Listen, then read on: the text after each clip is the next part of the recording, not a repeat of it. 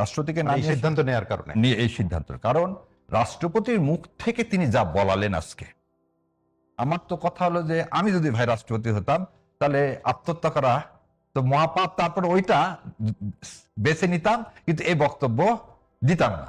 কেন এই কথাটা বললাম? কেন ওই যে রাজসাক্ষীর কথা বললাম, উনি শুরু থেকে কি জুলাই অভ্যুত্থান কেন হয়েছে, জুলাই ফ্যাসিস্ট রিজিমের এগেনস্টে গণতন্ত্রকে ভুলণ্ঠিত করেছে, করাপশন থেকে শুরু করে সমস্ত আওয়ামী লীগের পুরা চিত্রটা আওয়ামী লীগের মুখ থেকেই যখন চলে আসবে, তখন আর এই রাজনৈতিক দল হিসাবে আওয়ামী লীগের বিচার করতে আর কিছু লাগবে না, কারণ টুডে আর টুমোরো তার তো মেয়াদ পার হয়ে যাবে এবং তিনি ওই রাজসাক্ষী পুলিশের আইজির মতো তিনিও রাজসাক্ষী হয়ে যাবেন। সো এইটা বিএনপি যেভাবে করলেন, এবং এটা কিন্তু ডকুমেন্টারি, সংসদে আপনি কিন্তু ওই পত্রিকায় না, সংসদে ডকুমেন্টারি, এবং সংসদে এটা হ্যান্ডশট বলা হয়, এটা সারা জীবন এটা থেকে যাবে। এটা কিন্তু রাষ্ট্রপতি বলতে পারবে না যে আমার এই কথাটাকে টুইস্ট করা হয়েছে বা আমি বলতে বাধ্য হয়েছি। এবং এই কথাটা আরেকটু আগে দেখেন যে রাষ্ট্রপতি কয়েকদিন আগে কালের কণ্ঠতে বলছেন না যে এখন আমি মুক্ত, আমি বরং 1.5 বছর কি ছিলাম আর নাম কি আল্লাহ গৃহবন্দীর মতো ছিলাম, তার মানে আমি চাপ ফ্রি, এবং বিএনপি আমাকে রাখছে। সো প্রথম জিনিস উনি কিন্তু ওই দেখেন এভিডেভিটের শেষে লেখা থাকে, কি লেখা থাকে, কারো প্ররোচনায় না, স্বেচ্ছায় স্বপ্রণোদিত হয়ে আমি এই স্টেটমেন্ট দিলাম। সো আজকে রাষ্ট্রপতি কিন্তু এই কথা বলতে পারবে না যে বিএনপির কোনো চাল বা ষড়যন্ত্রের ফলে আমাকে এটা দিতে হয়েছে। সো ফার্স্ট অফ অল বাংলাদেশের ইতিহাসে কোন রাষ্ট্রপতি তার নিজের দল যে ফ্যাসিস্ট, এবং সে ফ্যাসিস্টের করাপ্ট মানে ফ্যাসিস্টের ফসল হিসাবে সে এসে অ্যাডমিট করে নিলেন যে আসলে আমরা যেটা এতদিন বলছি, এবং জুলাই হওয়ার যে কারণটা ছিল, আজকে যারা আওয়ামী লীগের ভাইরা আছেন তাদের মানে আমি বলবো যে উনি ভুল স্বীকার করুক আর না করুক, তার পুরো বক্তব্যের মধ্যে যখন সে স্বীকারই করে নিছে আওয়ামী লীগ ফ্যাসিস্ট রেজিম, তখন মনে হয় এটা বলা যায় যে সে বিএনপিতে যোগদান করছে কারণ আওয়ামী লীগে ফ্যাসিস্ট রিজিমের জন্য, এবং বিএনপির রাষ্ট্রপতি হিসাবে তিনি রাজসাক্ষী হয়ে গেলেন যে সে যেগুলো কাজ করছে সেই সময়, এবং আওয়ামী লীগ যা যা করছে সব এদেশের স্বাধীনতা সার্বভৌমত্বের। এখন আমাকে একটু যদি সুযোগ বলে, মানে আপনার এই ব্যাখ্যাটা আসলে একদম ভিন্ন মাত্রিক একটা ব্যাখ্যা, এবং আপনি চমৎকার করে ব্যাখ্যাটা করছিলেন যে তার মুখ দিয়েই আসলে যা কিছু হয়েছে তিনি বলেছেন। তাহলে বিরোধী দলের যে অবস্থান, এবং সংসদে বিক্ষোভ হয়েছে, প্ল্যাকার্ড নিয়ে নানান রকম লেখা প্রদর্শিত হয়েছে, এবং বিরোধী দলীয় নেতা তিনি বলেছেন যে নৈতিক কোনো অবস্থান নেই রাষ্ট্রপতির, এবং রাষ্ট্রপতির বক্তব্য না দেওয়ার ব্যাপারে আপনিও বলছেন, আপনিও লিখেছেন, তারাও বলেছেন, সেই অবস্থানটাকে আপনি কিভাবে ব্যাখ্যা করেন? আপনি বললেন যে তার মুখ দিয়ে আসলো, এটাও একটা অন্যরকম দুইটা জিনিস হচ্ছে কি, বিরোধী দলের যে জায়গা আছে, প্রথম থেকে রাষ্ট্রপতিকে কেউই আমরা কি বলতেছি সবাই, যে রাষ্ট্রপতি এখনো আওয়ামী লীগের প্রেতাত্মা বলি, আওয়ামী লীগের চিন্তা চেতনা বলি, যেটাই বলি ধারণ করে সেটা আমরা বলে এসছি, কারণ উনি ইন্টারিম গভর্নমেন্টকে বিতর্কিত করতে চাইছেন তার আগের কি যতগুলো সাক্ষাৎকার। সো এখানে বিরোধী দল যেটা করছে সেটা ঠিকই আছে, কারণ এখন আমি কিছু বলি, উনি যে বক্তব্য দিচ্ছেন এই বক্তব্যের ফলে কিন্তু এখন কি হবে জানেন, এই সংসদে তাকে আর তার থাকার আর কোনো উপায় থাকবে না, কারণ তার অ্যাপয়েন্টমেন্টটাই ইলিজিটিমেট হয়ে যাচ্ছে, কারণ তিনি তো বলেই দিলেন যে আগে ভোট হয়নি কোনোদিন। বাংলাদেশের ইতিহাসে গণতন্ত্র ধ্বংস হয়ে গেছে, যে বাংলাদেশের ইতিহাসে যখন গণতন্ত্র ধ্বংস হয়ে গেছে, সে রাতের ভোটের প্রেসিডেন্ট যখন নির্বাচিত হয়েছেন, তার আজকের সমস্ত স্টেটমেন্টই যথেষ্ট তাকে অভিশংসন করার জন্য। সো বিরোধী দল যখন বের হয়ে গেছেন তারা একটা দাবি করে, ঠিক একইভাবে জনাব তারেক রহমান অত্যন্ত মিটিকুলাসলি একটা জায়গা করে দিলেন, আবার শব্দটা আপনি মিটিকুলাসলি একটা জায়গা তৈরি করে দিলেন যে এই রাষ্ট্রপতি তার পদে থাকার আর কোনো কি নাই, তার আর কোনো মানে বৈধতা বলে কিছু নাই। বেশ কবি, আরেকটা বিষয় আপনি জেনে নিই, আমি আসলে দেখছিলাম একটা বিষয় যে সাংবিধানিক বাধ্যবাধকতা, রাষ্ট্রপতির যে প্রথম অধিবেশনে ভাষণ এবং বছরের শুরুতে আমি দেখছিলাম, আপনি নিশ্চয়ই পরিষ্কার করবেন কারণ সবকিছু আপনার জানা আছে, যে এই ভাষণটি এক ধরনের সাংবিধানিক বাধ্যবাধকতা আছে আমি যতটুকু দেখলাম, এবং এই ভাষণটি প্রস্তুত করে দেয় আসলে সরকারি দল, এমনটিও আমি দেখছিলাম, আপনি একটু কারেক্ট করবেন যদি ভুল করে থাকি। এবং এটি করা হয় আসলে সরকারের যে কর্মকৌশল, নতুন সরকারের যে কর্মকৌশল সেটি ফোকাস করে আসলে, এবং একটা কার্যকর সংসদ যাতে হয় তার একটা অনুপ্রেরণা বা এরকম ভাবে করা হয়, এটি একটু ব্যাখ্যা করবেন সাংবিধানিক বাধ্যবাধকতার জায়গা। এবার আপনাকে বলি, সংবিধানের প্রথম সেশনে কি করা হয়, আগের সংসদ সদস্য যারা মানে মারা গেছেন, পাস্ট হয়েছেন, তাদের জন্য শোক বার্তা না হয়। এবারই প্রথম সংসদে এমপি না বিভিন্ন রাজনৈতিক নেতা জুলাই অভ্যুত্থানে যারা শহীদ হয়েছেন তাদের নামও কিন্তু ওই কি শোক সম্পত্তির মধ্যে আসতেছে। So which is beyond the four corner of the constitution. Number 2, Shirin Sharmin পদত্যাগ করেছে বললে আমরা শুনি, আমরা তো জানি না। এবং এই কনস্টিটিউশনের ভাষায় যদি বলি, প্রধানমন্ত্রীর পদত্যাগ তখনই, প্রধানমন্ত্রীর পদত্যাগ যদি না করেন লিখিতভাবে, সেটা রাষ্ট্রপতি গ্রহণ করতে পারেন না। এবং রাষ্ট্রপতি তার আগের ভাষণে বলেছিলেন যে প্রধানমন্ত্রী পদত্যাগ করতে আমি খুঁজে পাচ্ছি না। এবং ইন্ডিয়া থেকে আপনি বলবেন যে এই প্রধানমন্ত্রী নেক্সট পার্লামেন্ট হওয়ার আগ পর্যন্ত, মানে 2029 সাল পর্যন্ত, তাহলে তো শেখ হাসিনায় কি থাকবেন, প্রধানমন্ত্রী থাকার কথা। আচ্ছা, রাষ্ট্রপতি যে কোনো সময় কিন্তু সংসদ ভেঙে দিতে পারে, সেটাও কিন্তু প্রধানমন্ত্রীর পরামর্শ। সো আপনি এই জায়গাতে যে প্রধানমন্ত্রী উনি পরামর্শ, আবার এখানে আইনের কথা আছে, উনি পরামর্শ দিচ্ছেন কি দেননি, এটা নিয়ে আবার আইনে প্রশ্ন তোলা যাবে না। আমি ধরে নিলাম যে পদত্যাগ করছেন কি করেননি আমি জানি না, কিন্তু ধরে নিলাম রাষ্ট্রপতি আজকের ভাষণে রাষ্ট্রপতি স্পষ্ট করে দিলেন যে তিনি ওই ফ্যাসিস্ট রিজিমকে কি তার দায়িত্ববোধ থেকে সেটাকে ভেঙে দিলেন। এবার আসেন শিরিন শারমিন, উনি পদত্যাগ করছেন, উনি কোথায় আছেন উই ডোন্ট নো। আর একজন আছেন ডিপটি স্পিকার, তিনি জেল হাজতে আছেন। তাহলে সংবিধানের 74-3 আজকে কাকে, মোশাররফ সাহেবকে কিন্তু আপনি নির্বাচিত করলেন সভাপতি, প্রথম অধিবেশনের সভাপতি। এবং 74-3 এই সভাপতিকে আবার মর্যাদা দেওয়া আছে স্পিকারের মর্যাদা দেওয়া আছে। সেই জন্য বললাম যে খন্দকার সাহেব কিন্তু নিজেই বক্তব্য দিতে পারতেন। বক্তব্য ডেলিভারি করার পরে তিনি কিন্তু স্পিকার, ডিপটি স্পিকার নির্বাচন করে, এবং সেটা কত আন্ডারে দিতে পারতেন সেটাও বলে দিচ্ছে আপনাকে যে 54 আন্ডারে উনি কিন্তু এই বক্তব্যটা ডেলিভারি করতো, কারণ কনস্টিটিউশনের মধ্যেই, আপনি বলছেন কনস্টিটিউশনের মধ্যে থেকেই। সো এই অপশনটা কেন বিএনপি নেয়নি, আমার কাছে মনে হয়েছে যে বিএনপিটা নিলে ভালো করতো। জি, এই জায়গা থেকে আপনার কাছে আজকে এই এত কিছু কথাবার্তা, এগুলো কিছুই আমরা বলতে পারতাম। এবং আর একটা জিনিস আপনাকে বলি, আমার বাবা একসময় বলতেন যে তোমরা দেখোনি কলকাতা আর বাবুদের অত্যাচার, ঠিক একই কথা বলতো যে আমাদের কি ওই সামর্থ্য ছিল তোমাদেরকে পাঞ্জাবে পাঠায় পড়ালেখা করানোর। জিনিসটা এভাবে চিন্তা করেন, ঢাকা ইউনিভার্সিটি যদি 1905 সালের পরে 1921 সালে ঢাকা ইউনিভার্সিটি, মানে 5 সালের পরের ইফেক্টটাই তো, ঢাকা ইউনিভার্সিটি 1921 সালে না হতো, আমাদের একটা ইউনিভার্সিটিও ছিল না। সো মহান মুক্তিযুদ্ধকে ধারণ করার বিষয়, একে অন্যভাবে দেখার কোনো সুযোগ নেই। দ্বিতীয় যে জিনিসটা, এই ভাষণের মধ্যে দিয়ে কিন্তু উনি একটা জিনিস বলছেন, ট্যাগ করছেন দুইটা স্বাধীনতার কথা, যেটা আমরা বারবার বলছি। এটা কিন্তু বিএনপি তার এই বক্তব্যের মধ্যে দিয়ে ওনারা বলেছেন দ্বিতীয় স্বাধীনতাটাকেও তারা একসেপ্ট করে নিচ্ছে। তবে দুর্ভাগ্যের বিষয়টা কি জানেন, আজকে কিন্তু পুরো বক্তৃতার মধ্যে কোথাও জুলাই সনদের একটা হরফ নেই।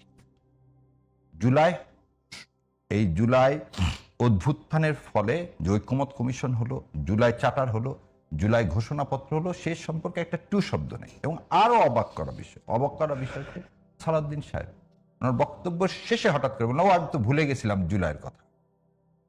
ভাই যেমন বলতেছেন যে গলার কাটা যদি 71 হয়, তাহলে আমি বলবো আমাদের সম্মানিত স্বরাষ্ট্রমন্ত্রী উনিও কি এটাকে ওই গলার কাটায় ভাবতেছেন? তাহলে তো বক্তব্য বলবেন, মানে একদিন আগে তো উনি বলছেন যে জুলাই জাতীয় সনদের প্রতিটি শব্দ এবং অক্ষর বলে দিচ্ছি না, এইখানে বলতেছি অঙ্গীকার হলো আজকে তো দুইটা, প্রথমেই বলে নিছি রাষ্ট্রপতি তাহলে দুইটা কি করার অধিবেশন ডাকার কথা ছিল। পুরা ভাষণটা ভাইয়ের যে কথা, এটা কি পুরাপুরি লিখে দিতে হয়। কেন আমি বলছিলাম যে রাষ্ট্রপতি তার শপথ ভঙ্গ করছে, রাষ্ট্রপতি রাষ্ট্রের ব্যাপারে কোনো কথা বলতে পারবে না। বিএনপি আসার পরে কিন্তু সে এই কালের কণ্ঠতে কি দিচ্ছেন, রাষ্ট্র বিষয়ে তিনি কথা বলছেন। তাহলে সেটা কি বিএনপি অ্যাপ্রুভ করা ছিল? যদি অ্যাপ্রুভ করা থাকে সেটা রাষ্ট্রপতিকে বলতে হবে। যেমন আজকের সমস্ত কথাগুলো যে ভাই যেমন বললো মুস্কি হেসে দিত, আমার কাছে আসতে হবে, আমার কাছে তার চেয়ে মনে হয় যে ওনার হাসি না হওয়া ছাড়া ওনাকে কাঁদলে একদম শুলে চড়তে হতো। সে হাসির ভান করতে হতো, আমি নিরুপায়। তো নিরুপায় কেন হলো? তার কাছে যাওয়ার কোনো দরকার ছিল না কারো। প্রথম ভুলটাই করছি আমরা 5 তারিখে তার কাছে গিয়ে, সালাউদ্দিন আহমেদও বলেছেন, হ্যাঁ আমরা সেই সময় তার সাথে শপথ নেওয়াটার কোনো দরকার ছিল না। আর আজকে যে সংবিধানের দোহাই দিয়ে এই কাজটা করা হলো, এটা কিন্তু জুলাই সনদকে বাস্তবায়ন না করে, যেটা আমি ভাইয়ের সাথে একমত। ভাই বলছে কয়েকদিন পরই টের পাবেন এটা নর্মাল সংসদ হয়ে যাবে। সো এইখানে প্রথম জিনিসটা হচ্ছে কি, জুলাইকে অ্যাভয়েড করার জন্য বিএনপি সুপরিকল্পিতভাবে এই রাষ্ট্রপতিকে দিয়ে কি করালেন, ভাষণটা দেওয়ালেন, যাতে তিনি এই কনস্টিটিউশনের মধ্যে ঢুকে বলেন জুলাই তো কনস্টিটিউশনের মধ্যে নাই। আবার আরেকদিকে তিনি করলেন কি, আওয়ামী লীগকে অপ্রাসঙ্গিক করে দেওয়ার জন্য তার মুখ থেকে কথাগুলো আনলেন। দ্বিতীয় যে কথাটা বলছেন উনি, পাকিস্তান মন্ত্রিসভার এক সদস্য, তার নাম নাকি আজকে প্রস্তাব করা হয়েছে। As far as I concern, Malek মন্ত্রিসভা, সেই মন্ত্রিসভায় তখনকার জামাত ইসলামের ছিলেন AK ইউসুফ এবং আব্বাস আলী খান, ওনারা বহু আগে মারা গেছে। আজকে এই শোক সভায় তাদের নাম কেউ বলছে বলে আমি আমার নিজের কানে শুনিনি। থার্ড যে কথাটা, সেই কথাটা বলতে শুনিনি বিরোধী দলীয় চিফ হুইপ, এটা কিন্তু কনস্টিটিউশন কোনো পোস্ট না, এটা প্রসিডিউরাল পোস্ট। এবং বিরোধী দলীয় চিফ হুইপ কেমন করে কাজ করবেন সেটা প্রসিডিউরাল পার্লামেন্টারি প্রসিডিংস এর মধ্যে লেখা আছে। এটা এরিকসন মের ওই পার্লামেন্টারি প্রসিডিংস, সে বইটাতেই বলা আছে কার কি ফাংশন। এখন জাতীয় সঙ্গীতের বিষয় কথা হচ্ছে যে একজন রাষ্ট্রপতি ঢুকতেছেন, যাকে আমরা সবাই বলতেছি সে হচ্ছে ওই কিসের প্রেতাত্মা, স্বৈর শাসন ফ্যাসিস্ট মনস্টারের প্রেতাত্মা, ই স্টিল রিপ্রেজেন্ট দেম। তখন তো আমি কি করব? সবাই দাঁড়ায়, রাষ্ট্রপতি আসলে নিয়মটা কি? রাষ্ট্রপতি আসলে সম্মানপূর্বক সবাই দাঁড়ায় যায়, তাই না? তাহলে সেখানে আমি প্রথম হচ্ছে তাকে বলতেছি I did not own you as a রাষ্ট্রপতি, আমি তো কখনোই রাষ্ট্রপতি হিসাবে ওন করিনি। তখন কথাটা আসবে তাহলে তো আপনি তার সামনে সেই 5 তারিখে শপথ করলেন কেন? তখন তো ভাই আপনারাই বলছেন এই রাষ্ট্রপতি রিয়া থেকে আমার সাক্ষাৎকার থেকেই, তখন তো কেউ তাকে, সবাই তো ডিজন করতে চাইছিল, সবাই তো নতুন রাষ্ট্রপতি চাইছিল। বিএনপি কি বলছে? না, রাষ্ট্রপতি সরানো যাবে না। এই বিষয়ে তো কোনো অস্বীকার করার কোনো উপায় নাই। বিএনপি যদি ইলেকশনে না আসতো, ইলেকশন হতো না, ইলেকশন অনিশ্চিত হয়ে যেত, বিএনপি খালি তার বিরুদ্ধে কেন? রাষ্ট্রপতিকে সরানোর বিষয় যেমন না বলছে, এই ইলেকশন কমিশনের সেক্রেটারি আক্তার সাহেবকে সরানোর বিষয়, যখনই আমরা কোনো কিছু বলি তখনই বলে ইলেকশনে যাব না। এটা অনেকগুলো বিষয় জানা হলো। যেমন রাজিকুজ্জামান রতন, আপনার কাছে আসি। প্রথম কথা হলো যে আমরা খুব সাধারণভাবে জিজ্ঞেস করি যে ব্যতিক্রমী এই সংসদের প্রথম অধিবেশন, প্রথম কথা আপনার দৃষ্টিতে আপনি কি দেখলেন? এবং ব্যারিস্টার শাহরিয়ার কাছে আমি বেশ কিছু প্রশ্ন করেছিলাম রাষ্ট্রপতির ভাষণ নিয়ে যা হলো আর কি, এবং জনাব শাহরিয়ার বলল যে এর সাংবিধানিকভাবেই তার বাধ্যবাধকতা আছে, কিন্তু এর বাইরেও একটা পদক্ষেপ বিএনপি নিতে পারতো, কিন্তু কেন নিল না? জনাব রতন। ধন্যবাদ।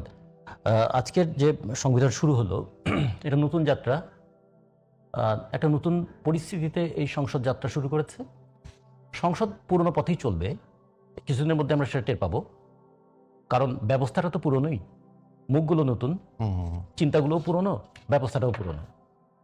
এবং সংসদে যারা এসেছেন তারা তাদের সেই মানসিকতা নিয়ে এসেছেন। কিন্তু এই সংসদের নতুন কিছু বিষয় দেখা গেল, যে আনপ্রেসিডেন্টেড ঘটনা, যেটা যেহেতু অভ্যুত্থানের পরে একটা ধরনের ললেসনেস থাকে, অভ্যুত্থানের পরে সব কিছু আগের মতো থাকে না, তাহলে অনেক কিছু নতুন করে সাজিয়ে নিতে হয়। যে কারণে এবার দেখুন, নিয়ম অনুযায়ী আগের স্পিকার এই সংসদে প্রথম অধিবেশনে থাকার কথা ছিল, যেহেতু স্পিকার নেই তাহলে কি হবে? তাহলে একজনকেই দায়িত্ব দিতে হয়েছে। এটা একটা নতুন বিষয়, এটাও আইন ঘেটে, সংবিধান ঘেটে তারা এটা বের করেছেন। 2, প্রেসিডেন্ট একটা লিখিত বক্তব্য পাঠ করেছেন। প্রেসিডেন্ট তো কখনো নিজে বক্তব্য রাখেন না, একটা লিখিত বক্তব্য যে সরকার ক্ষমতায় থাকেন, যারা প্রস্তুত থাকেন তারা প্রস্তুত করেন, ফলে তিনি সেটা একটা পাঠক হিসেবে ভূমিকা পালন করেছেন। তো পাঠক হিসেবে ভূমিকা পালন করতে গিয়ে তার বুক ফেটে গিয়েছে, নাকি তার চোখে অশ্রু চিকচিক করেছে, নাকি ঠোঁটের কোণে মুচকি হাসি ছিল, এটাও কিন্তু একটু খেয়াল করার মতো। তিনি কিন্তু একটু মুচকি হাসি দিয়ে বলেছেন, সেই তো আমার কাছে আসতে হলো সবার, আমাকে যতই যা বল না কেন, আমার কাছেই উপদেষ্টা পরিষদের শপথ নিতে হয়েছিল, এবং সেই উপদেষ্টা পরিষদে যা ছিল তারাই আবার এখন আমাকে দোসর বলছো, কিন্তু তোমরা যখন উপদেষ্টা হিসেবে শপথ নিয়েছিল তখন আমার কাছেই শপথ নিয়েছিল। তার মানে আমাদের কাছে আসতে হয়, যেভাবে হোক রাজনীতির খেলাটা এমনই। এবং তিনি এটুকু ধৈর্যের সঙ্গে তিনি দেখালেন যে আমি তো আদিষ্ট হয়ে কাজ করি, অথবা আমি একটা উপলক্ষ্য মাত্র, লক্ষ্য তো অন্য কিছু। লক্ষ্য যেটাই হোক, মানুষ সেটা বুঝতে পেরেছে যে রাষ্ট্রপতির মুখ দিয়ে বিএনপি যেটা বলাতে পেরেছে যে বিগত সরকার একটা ফ্যাসিস্ট সরকার ছিল, এবং এই ফ্যাসিস্ট সরকারের বিরুদ্ধে যে আন্দোলনটা ছিল, সেই আন্দোলন যে একটা নৈতিক, তার একটা জাস্টিফিকেশন এখানে, মানে যেহেতু ফ্যাসিস্ট থাকে তাহলে ফ্যাসিস্টের বিরুদ্ধে লড়াই করাটা নৈতিক, সেটা সাথে। কিন্তু ঘটনার 3টা নতুন বিষয় খুব খেয়াল করার মতো। আমরা একটা নতুন সংসদ অধিবেশনে আগের সংসদ থেকে তুল খেলার মতো। সো আপনার ওই সময়, এখন তো বললাম 5 তারিখের কথা যদি আপনি বলেন, 5 তারিখের প্রেক্ষাপট আর এখনকার না, সেজন্যই বললাম এখনকার আপনি যখন ভুল স্বীকার করে নিচ্ছেন, মানে পরবর্তীকালে ভুলগুলো তো হতে থাকবে। হ্যাঁ, হতে থাকে। এবং আজকে যে কাজটা করলো বিএনপি, এটা তো ঐতিহাসিক ভুল। কেন? যে লজিকটা দিলেন ভাই, যে আজকে যদি রাষ্ট্রপতি নিয়োগ দেওয়া হতো তাহলে সে আগামী টার্ম পর্যন্ত থাকতো না। দেখেন 96 সালে কে ছিল? আব্দুর রহমান বিশ্বাস সাহেব। আব্দুর রহমান বিশ্বাসের আন্ডারে কিন্তু নিলেন, শপথ নিলেন আওয়ামী লীগ 96 সালে। আপনি আসেন 2001 সালে বিএনপি শপথ নিয়েছে শাহাবুদ্দিন আহমেদের আন্ডারে। শাহাবুদ্দিন আহমেদ আওয়ামী লীগ কর্তৃক। আচ্ছা, 2002 সালে প্রফেসর ইয়াজউদ্দিন ছিলেন। ইয়াজউদ্দিনের কাছ থেকে কে শপথ নিছেন? শেখ হাসিনা ওয়াজেদ। সো তার মানে আমার দলের প্রেসিডেন্ট থাকলেই আমি অনেক কিছু অ্যাডভান্টেজ পাচ্ছি তা কিন্তু না। কারণ আপনি দেখেন আব্দুর রহমান বিশ্বাস থাকার পর তো আওয়ামী লীগ জিতছে। শাহাবুদ্দিন আহমেদ রাষ্ট্রপতি থাকার পর তো বিএনপি দিচ্ছে, ইয়াজউদ্দিন থাকার পরে তো একটা ইলেকশন ইঞ্জিনিয়ারিং করা সম্ভব হয়েছে 2008 সালে। সো এই জায়গাগুলোর চেয়ে আর জাতীয় সঙ্গীত দেখেন রাষ্ট্রপতি এটি বোধহয় মানে রতন ভাইয়ের আমার বিশ্লেষণ বললাম যে আজকে রাষ্ট্রপতিকে চেঞ্জ করে নতুন রাষ্ট্রপতি দেওয়ার কনস্টিটিউশনের মধ্যে মেকানিজম ছিল এবং সেই মেকানিজমটা তাদের অ্যাপ্লাই করা উচিত ছিল। এখন রাষ্ট্রপতিকে যখন আপনি কি করলেন না, সম্মান দিলেন না, আপনি বসে থাকলেন। এবার আপনি বলুন, এইখানে আর একটা আমি জানি না এদের মানে কি এদের বিরুদ্ধে প্রসিডিং ড্র করা উচিত। একটা সংসদ বসতেছে, তার আগে মাইক মিনিমাম 10 বার চেক করতে হবে, অল্টারনেটিভ মাইকের ব্যবস্থা থাকতে হবে। ভাই ছিল কিনা জানি না, অডিয়েন্সের মধ্যে কিচ্ছু শোনা যাচ্ছিল না, এবং আপনি ওই পতাকা দেখে আপনি এবং শেষের দিকে তারা উঠছেন। কিন্তু আমি আবার বলতেছি, এটা আমি সমর্থন করি না, কিন্তু it does not mean we did not own, বা অপোজিশন যারা আছে তারা 71কে অন করে না তা না। 71কে অন না করলে আপনার তো বাংলাদেশ নেই, আপনি সামনে রাজনীতি করবেন কিভাবে? 71 এবং 24 দুটাকেই অন করতে হবে, যেটা বিএনপি এখন ভুল করতেছে। এবং ভাই যে লাস্ট কথাটা বললো, বিএনপি সব দিকে সফল, উইন হচ্ছে, আমার কাছে মনে হয় বিএনপি কবি এই ব্যাখ্যাটা আপনি অনেকবার দিয়েছেন, কিন্তু এই যে রতন ভাই যেটি বললেন যে স্বাধীনতার ক্ষেত্রে, মুক্তিযুদ্ধের ক্ষেত্রে এই যে গরিমসি শব্দটা উনি বলে, আপনি ব্যাখ্যাটাও দিলেন। আমার কথা হলো যে এটি আসলে আলোচনায় থেকে যাচ্ছে কেন? এই জায়গাতেই আমি বলবো যে এটা হচ্ছে ব্রিজ, আর মনে হয় তাদের কনসেনসাসের কারণেই তাদের এই জিনিসগুলো লক্ষ্য করতে। যেমন ওই যে একটু আগে রতন ভাই একটা কথা বলছে, সবাই কিন্তু নতুন। আমার মনে হয় না সবাই এরিকসন মেয়ের পার্লামেন্ট প্রসিডিংটা পড়ে গেছে। আপনি দাঁড়ালেন না 1 সেকেন্ডের জন্য, রাষ্ট্রপতি ঢুকলো, যখনই জাতীয় সঙ্গীত বাজা শুরু হলো, যদি শুনতে না পান বের হয়ে আপনাকে বিবৃতিটা দিতে হতো। বিবৃতি দেয়নি, সেজন্য আজকে এই কথাটা আসছে যে আমরা জাতীয় সঙ্গীত শুনতে পাইনি। তো আমার কাছে মনে হয় আমি এটা যেটা ঠিক সেটা ঠিক বলবো, যে ঠিক না তাদের অবশ্যই জাতীয় সঙ্গীত শোনার সঙ্গে সঙ্গে সবার কনসিয়াসলি দাঁড়ানো উচিত ছিল, এবং একটু পরে দাঁড়াইছে। কথা হচ্ছে দাঁড়াইছে, এই সম্মান দিছে, এই এতক্ষণ সময় গরিমসি করলো, গরিমসি শব্দটা ঢুকে, কিন্তু গরিমসিকে কি 71কে অস্বীকার করা যাবে? এই যে বিএনপি যে সুচাতুর ভাবে এই জুলাই সনদকে যে নিয়ে আসতেছে না, কার্যকর করতে চাচ্ছে না, তার রাষ্ট্রপতির ভাষণের মধ্যে চাচ্ছে না, অধিবেশনের মধ্যে চাচ্ছে না, শপথ না নিয়েও চাচ্ছে, তাই বলে কি 24কে অস্বীকার করা যাবে না? আর 24কে যদি অস্বীকার করতে চাই বিএনপি, তাহলে উইন করেনি, বিএনপি আজকে লুজার হয়েছে। বিএনপি একটা অবৈধ রাষ্ট্রপতিকে দিয়ে একটা পবিত্র সংসদকে অপবিত্র করছে। 2, সংসদে দাঁড়িয়ে থেকে তারা জুলাই সনদ মানে জুলাইয়ের রক্তের উপর দাঁড়িয়ে তারা জুলাই সনদের সাথে বেইমানি করছে। নাম্বার 3, তারা কিন্তু আজকে 133টা বিল আনছে, তার মধ্যে জুলাই অর্ডারটাকে নিয়ে আসেন। এই যে বললেন একটু আগে সালাউদ্দিন সাহেব বলছে অক্ষর অক্ষর পালন করবে, তাহলে আজকে সে বিলটা নিয়ে আসলেন না কেন উনি? আজকে তো বিলটা নিয়ে এসে সে বিল আকারে প্রেস করতে পারতো। প্রথম বিলে হবে এই সংবিধান সংস্কার যে আদেশ, সেটাকে আগে কি অ্যাক্টে পরিণত করে তারপর আমরা সেটা নিয়ে আলোচনা করব। আপনি ফ্যামিলি কার্ড আলোচনা ছাড়াই শুরু করে দিতে পারলেন, তাহলে জুলাই সনদ পারেন না কেন? এই জায়গায় রতন ভাই, এই যে জুলাই জাতীয় সনদ, এবং সরাসরি কিন্তু বেশ কবির বলবার চেষ্টা করছিলেন যে এক ধরনের এটিকে আসলে কি বলা যায়, এটি বাস্তবায়নের দিকে বিএনপি হয়তো যাবে না, ওনার কথা যেটা মনে হয়, আপনার তাই মনে হয়, বা সেটি সম্ভব হবে কিনা? সেটা সংসদে একটা বিতর্ক হবে, রাজপথে উত্তাপ, কিন্তু বিএনপি যেহেতু 2/3 মেজরিটি নিয়ে আছে, বিএনপি এই মেজরিটির জোরে পার্লামেন্টে অনেক কিছু করার চেষ্টা করবে। এবং তারা যদি জুলাই সনদকে বলে যে হ্যাঁ আমরা করছি করেও সময় স্থাপন করতে পারবে। এবং সবচেয়ে বড় যে প্রশ্নটা তারা নিয়ে আসবে যে জুলাই সনদে আমাদের তো নোট অফ ডিসেন্ট ছিল, ফলে ওখানে তো বলাও ছিল যে নোট অফ ডিসেন্টগুলো সেটা মানে প্রতিপালন করবার জন্য সেই দলগুলো তাদের সিদ্ধান্তটা নেবে। ফলে আমরা যে বিষয়ে আমাদের নোট অফ ডিসেন্ট আছে সেই বিষয়ে আমরা প্রতিপালন করার ক্ষেত্রে আমরা দেখছি, আমরা একটু যাচাই বাছাই কমিটি করেছি, এরকম করেও তারা সময়টা পার করতে পারে। ফলে এটা বিএনপির হাতে এখন এনাফ অপরচুনিটি, সেই অপরচুনিটি তার কাজে লাগাবে।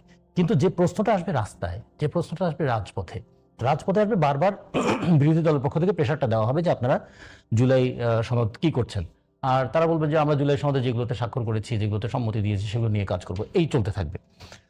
এটা হলো একটা দিক। 2 নম্বর হচ্ছে জুলাই সনদ এবং জুলাই চেতনা, দুটোর মধ্যে একটু বিষয় আছে। জুলাই সনদটা হচ্ছে লিখিত, আর জুলাই চেতনা হচ্ছে সংগ্রামের মধ্য দিয়ে তৈরি হওয়া। সংগ্রামের মধ্য দিয়ে তৈরি হওয়া চেতনার মধ্যে ছিল আমাদের বৈষম্যবিহীন একটা বাংলাদেশ চাই।